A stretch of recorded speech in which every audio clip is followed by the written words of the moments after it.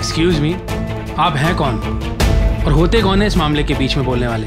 सुरेश। मैं कौन हूँ वो आप जैसे लोगों को बताना ठीक नहीं समझता मैं। देखिए मिस्टर, आपने पेशेंट की हालत देखी नहीं है। एक तो हम लोग दिन रात मेहनत करके पेशेंट को ठीक करने की कोशिश कर रहे हैं और हमें गलत समझ रहे हैं आप। सुरेश, मेरी बिट्टू पागल नहीं है, ये लोग जानबूझ के उसे पागल साबित करना चाहते हैं। मैं अपनी बिट्टू को वापस उस हॉस्पिटल में नहीं भेजूंगी। ये सब लोग झूठ बोल रहे हैं, सब झूठ बोल रहे हैं। फाल्गुनी, एक मिनट। सब डॉक्टर एक जैसे नहीं होते। कुछ डॉक्टर होते हैं जो ईमानदारी के साथ काम करते हैं। मैं किसी को अपने साथ लेकर आया हूं।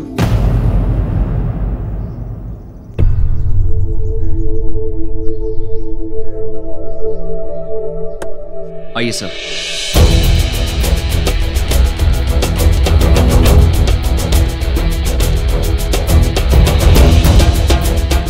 ये डॉक्टर थॉमस है, जयपुर के सबसे बड़े साइकेट्रिस्ट। Doctor Thomas? जी, आप जिस हॉस्पिटल में काम करते हैं ना, ये उसी हॉस्पिटल के फाउंडर हैं।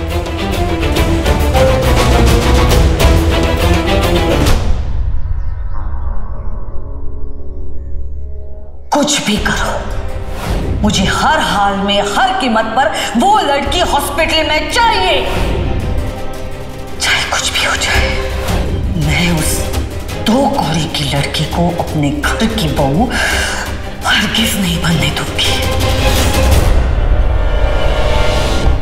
हम रिश्ते की बात करने जा रहे हैं, रिश्ता पक्का नहीं हुआ। आप तो विधान को जानते हो, कभी कहता है प्यार है, कभी कहता है प्यार नहीं है। इसका मतलब ये है कि सारे की सारे राधा जी की पोल चोरों की बस्ती है। इंस्पेक्टर साहब, ले जाइए इन सबको। अति घोर अनर्थ, आप माने या ना माने। ओके, मैं पेशेंट को चेक करता हूँ। जी। Excuse me sir. देखिए, मुझे पेशेंट को चेक करने दीजिए। आप पीछे हटिए। देखिए सर, मैंने पूरी जांच कर ली है। अगर आपको चाहिए तो आप रिपोर्ट देख सकते हैं। वो रिपोर्ट्स आप अपने पास रखिए और इनकी ब्रेन मैपिंग की तैयारी शुरू कीजिए और मुझे नीति की केस हिस्ट्री दीजिए। आई एम सॉरी सर, ये मेरी पेशेंट है और इसका ट्रीटमेंट मैं कर रहा हूँ। आप भूल रहे हैं कि आप मेरे ही हॉस्पिटल में काम करते हैं और हॉस्पिटल पेशेंट को ठीक करने के लिए होता है, उनकी कंडीशन खराब करने के लिए नहीं। सर, ये क्या बोल रहे हैं आप? ये हॉस्पिटल मैंने गरीब और जरूरतमंद लोगों के लिए बनवाया है, तुम जैसे लोगों की जेब भरने के लिए नहीं। ये सब झूठ है सर। देखो, मेरा टाइम वेस्ट मत करो, मुझे ये केस हैंडल करने दो। नर्स, इनकी रिपोर्ट लेकर आइए।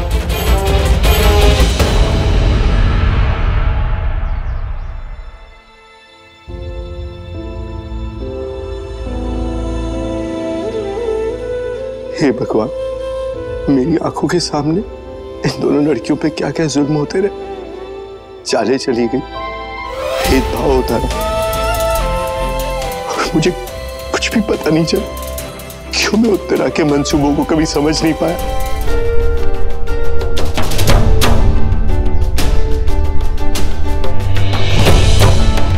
नर्स, पेशेंट को एम्बुलेंस में ले जाओ चेकअप के लिए। नहीं। फाल्गुनी, उन्हें चेकअप करने दो।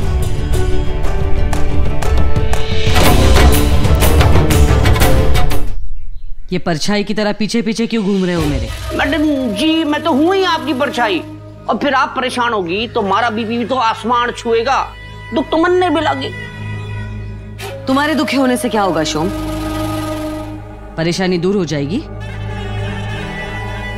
ये डॉक्टर कहाँ मर गया, फोन नहीं कर रहा। मैडम जी, आप टेंशन ना लो, कहां तक भागेंगी वो छोरियां? वो डॉक्टर उन्हें धर लेगा, पकड़ लेगा और फिर पागल खाने डाल देगा। और फिर जब डॉक्टर साहब भी आपकी जेब में है तो वो छोरी ठीक होगी कैसे? इस धर्म युद्ध में जीत आप ही की है मैडम जी, आप तो हार ही ना सके। हारने का तो सवाल ही पैदा नहीं होता शोम, क्योंकि हम उत्तरा देवी रावत हैं। युद्ध कोई भी हो, दोनों तरफ से हम ही खेलते हैं।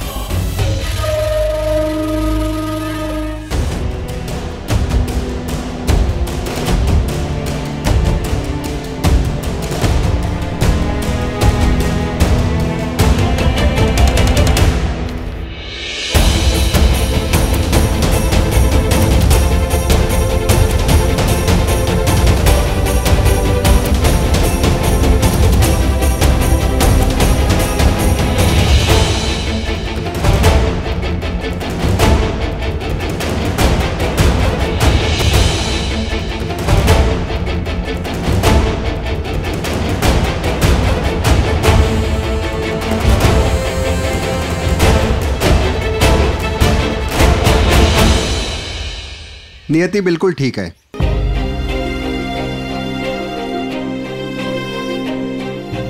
आप लोग उसे ले जा सकते हैं।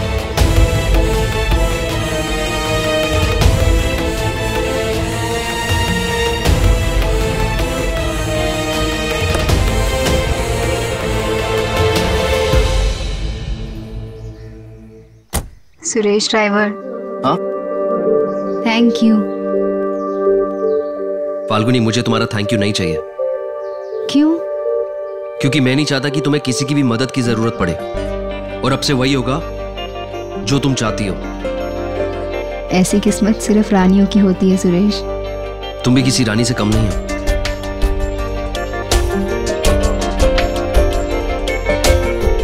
चले? Sure sir. भाई तुमने वादा किया था कि चेस खेलेंगे, चलो जल्दी। Yes sir. तुम डॉक्टर साहब को छोड़ दो, मैं नियति को घर ले जाती हूँ।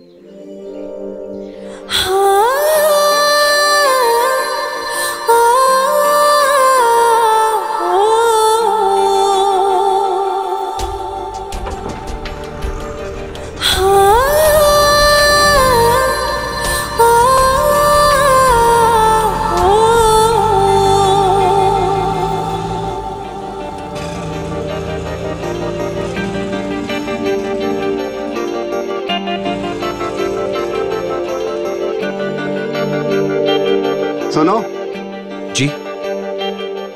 लड़की अच्छी है, गुड चॉइस लड़के। सर ऐसी कोई बात नहीं। दिमाग का डॉक्टर हूँ, देख के समझ जाता हूँ कि किसके दिमाग का केमिकल कब कैसे और किसके लिए मचल रहा है। वैसे केमिकल तो मेरे भी दिमाग में मचल रहा है। जहां तक मुझे मालूम है कि तुम्हारा नाम सुयश रावत है, अच्छा खासा बिजनेस है, फिर ये लड़की तुम्हें सुरेश ड्राइवर करके क्यों बोल रही थी? सर वो दिल की बात कभी कभी दिमाग नहीं समझता है, और आप तो दिमाग के डॉक्टर हैं। भाई कुछ भी कहो, बना के जवाब देने की काबिलियत बहुत अच्छी है तुम में।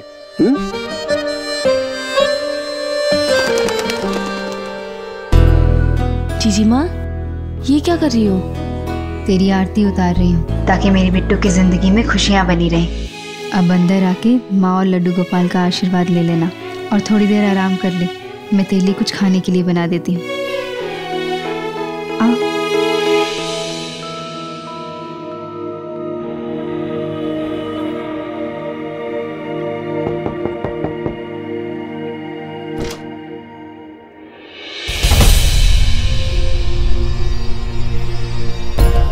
जयंत जी, आप?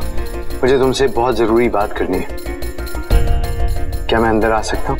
हाँ आइए ना, आप अंदर आइए। बैठिए, मैं आपके लिए चाय बना देती हूँ। नहीं बेटा, चाय रहने दो। नियति कैसी है? अभी ठीक है, अंदर आराम कर रही है।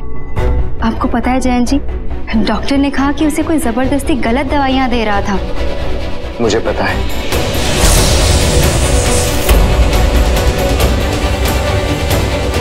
उत्तरा, उसकी होने वाली सास, वही उसे गलत दवाइयां दिला रही थी। फाल्गुनी, मुझे सब पता है कि उत्तरा तुम्हारे साथ कैसे कैसे खेल खेल रही है। कभी भी नहीं चाहती थी कि वेदान और नियति की शादी हो। और मुझे ये भी पता है कि कुछ कुछ बातों के बारे में तुम्हें भी पता था। जब तुम्हें इन सब बातों के बारे में पता था, तब भी तुम रावत परिवार से रिश्ता क्यों जोड़ना चाहती हो? जयंत जी, कभी कभी वजह बहुत बड़ी होती है, लेकिन हमें दिखती छोटी है। बिट्टू विधान के बच्चे की मां बनने वाली है जयंत जी, और विधान वो बिट्टू से इतना प्यार करता है कि खुदकुशी करने जा रहा था। क्या? बिट्टू और विधान एक दूसरे से बहुत प्यार करते हैं और एक दूसरे के बिना नहीं जी सकते। अगर हमें उन दोनों को बचाना है तो ये शादी होनी बहुत जरूरी है जयंत जी। लेकिन फाल्गुनी, अगर तुम रावत परिवार से रिश्ता जोड़ना चाहती हो तो तुम्हारे लिए कुछ बातों को जानना बहुत जरूरी है। हमारे रावत परिवार में सिर्फ और सिर्फ उत्तरा का हुक्म चलता है। फिर दोनों बेटे तो उत्तरा को भगवान का रूप मानते हैं। हमारे परिवार के साथ एक और परिवार रहता है, शोम का परिवार, और वो लोग भी कभी भी उत्तरा के खिलाफ नहीं जाएंगे।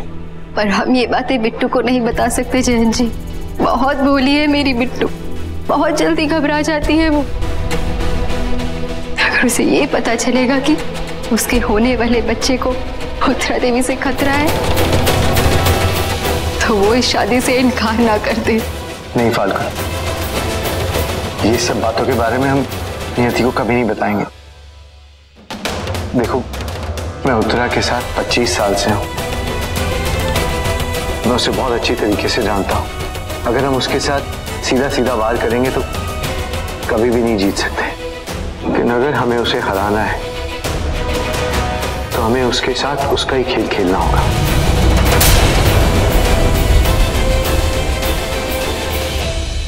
उत्तरा नहीं जानती कि मुझे उसके इन सब खेलों के बारे में पता लग गया है, उसकी चाल के बारे में पता लग गया है।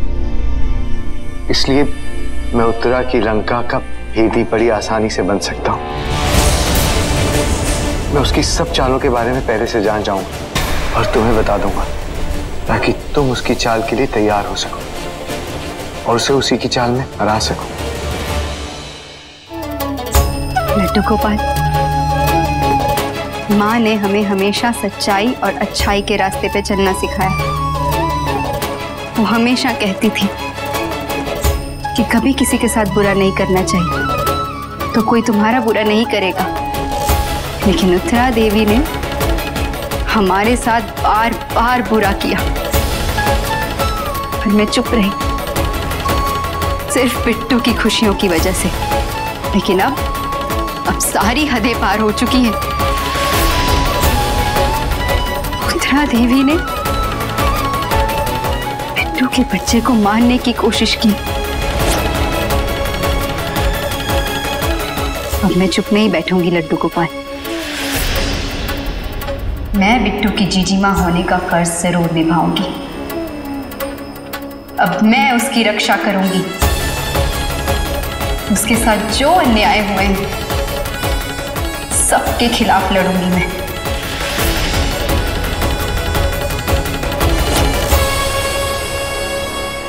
लड्डू गोपाल, अब आप ही मुझे इस लड़ाई को लड़ने की शक्ति देंगे। और मैं आपसे वादा करती हूँ, उत्तरा देवी चाहे जिस भी रास्ते पर चले, लेकिन मैं अपनी लड़ाई अपने उसूलों पर चलकर ही लड़ूंगी।